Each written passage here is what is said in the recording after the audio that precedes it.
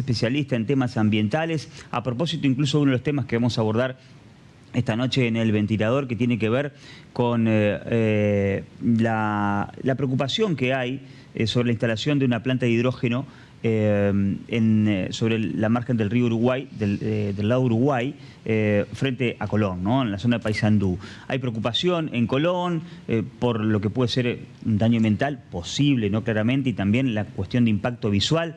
Enzo, ¿cómo está? Lo saludo aquí desde Mediodía Noticias. Washington es mi nombre. ¿Cómo está? Hola Washington, buenas tardes. Muy bien, gracias por comunicarte. Por favor, ¿qué nos puede decir respecto de esta situación que se está viviendo allí en la costa del Uruguay? Bueno, en primer lugar, que no sería al parecer una planta de hidrógeno verde, sino que sería una industria que procesaría combustibles sintéticos. Entonces, de alguna manera ya comienza tergiversándose el sentido de este proyecto. Pero lo que venimos remarcando desde la Asociación Argentina de Abogadas y Abogados Ambientales, junto a las comunidades que viven ahí en Preocupación la por la costa del río planta de Uruguay, hidrógeno. es que en realidad no contamos con información oficial. Hemos cursado solicitudes de acceso a la información a la Cancillería Argentina para que imparta instrucciones a la delegación argentina de la Comisión Administradora del Río Uruguay y que nos provean la información oficial que tienen, y nos han respondido de que la República Oriental del Uruguay no ha iniciado ningún proyecto y no ha cursado ningún tipo de información sobre este tipo de proyectos. Entonces no se estaría cumpliendo con los artículos 7 al 12 del Estatuto del Río Uruguay que tenemos con la República Hermana, que establece una consulta obligatoria sobre cualquier tipo de proyecto, obra, que pueda alterar no solo el curso del río y la navegación, sino también la calidad de las aguas.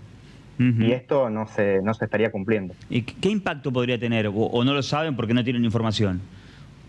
Claro, lo primero para poder saber de qué se trata es contar con esa información, y una vez que la ciudadanía tiene esa información, tenemos derecho a participar, es decir, que se escuche la voz de las comunidades que viven a la vera del río Uruguay. Entonces, lo primero que solicitamos es eso, que tanto el gobierno provincial, con su Secretaría de Ambiente y la Gobernación, como también Argentina, a través de la Cancillería, solicite a la CARU y sobre todo a la República Oriental del Uruguay que provea la información clara y oportuna de manera completa para que la ciudadanía pueda entender realmente cuál es la magnitud de este proyecto y qué impactos posibles hay. Bueno, en teoría hubo un pedido también del gobernador de la provincia ante Cancillería, hubo una entrevista con representantes de la CARU, porque hay hasta una posibilidad de pedido de reubicación de este proyecto.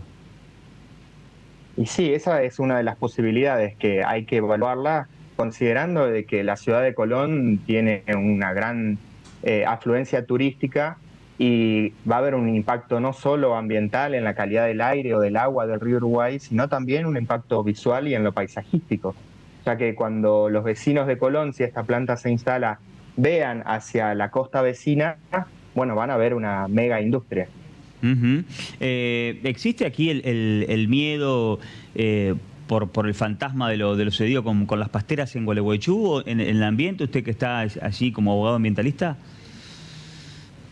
No solo es ese el miedo, sobre todo entendiendo la historia, sino también que este proyecto va añadido a un proyecto para un puerto de exportación.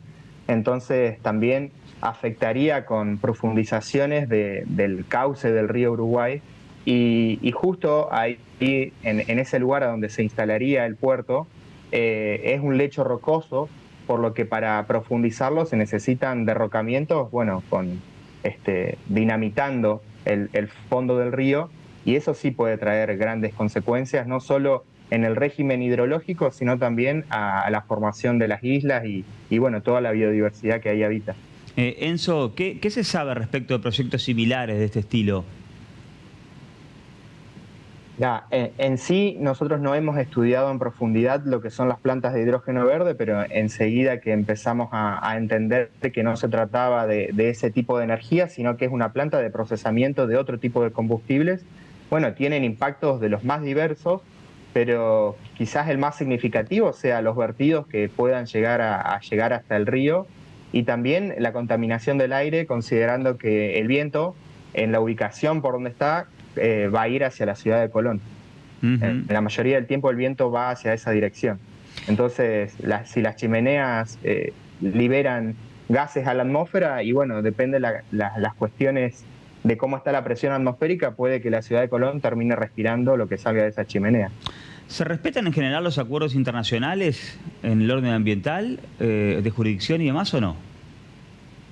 Y bueno, acá tenemos lo que pasó con las pasteras fue evidentemente un no respeto al acuerdo, al estatuto del río Uruguay, porque Uruguay tenía que hacer una consulta con Argentina previo a la instalación de esta planta. Entonces lo que siempre vemos es una cuestión de los hechos consumados, donde se ponen a hacer la evaluación de los impactos ambientales cuando ya está el proyecto aprobado.